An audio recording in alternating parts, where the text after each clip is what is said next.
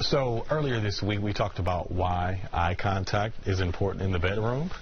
And now we're going to discuss how to start the habit, because it can definitely be awkward at first. Sure. So if you have little ones in the room, might want to steer them out for just a moment. Dr. Viviana Coles with Houston Relationship Therapy is here to talk all about it. Welcome. Yes, thanks for being here. Thank you. You can't just really jump into it, right? So you can just start slowly and work out.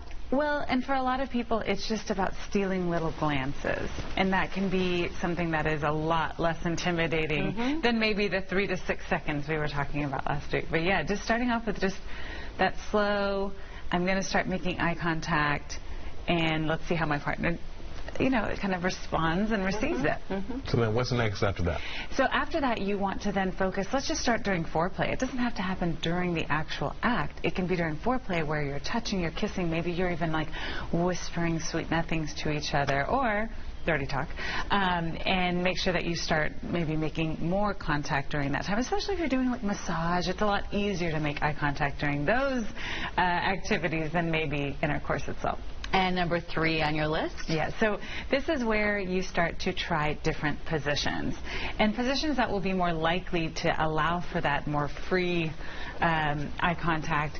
Sitting positions where you're face-to-face. Missionary position is always a good one. And of course, you can always do kind of over the shoulder to each other, and even if you prefer side laying positions, or even just rear entry. That would be the sort of thing where you want to make that eye contact, and you'll know very quickly if your partner is liking it or maybe not so much. So try those and see what happens. So if you feel they're not liking it, is that when you just glance away and give them a break already? Don't intimidate them.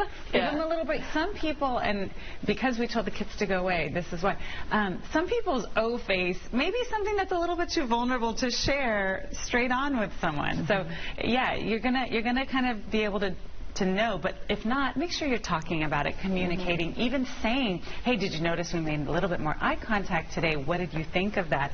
Or, I really liked it. How did you feel about it? Or, you know what?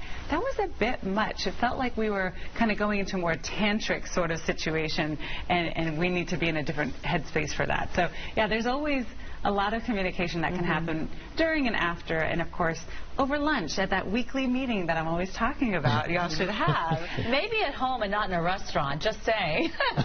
Hey, everyone's leaning in. What? You know, when Harry met Sally, that was like, that Chili's talking about the bedroom. I don't know if that's the place. And if you're around Monday, 12:30 online, check out my Pillow Talk Masterclass. It's free, it's live, it's online. I'm going to be there. PillowTalkMasterclass.com. Check it out and sign up for free. Hey, that's easy to do. Yes, I'm so excited. Sounds good. Communication is key. Yep. All right. Good to see you, Dr. B. Thanks, guys. All right, coming up. Pregnant at 54, and after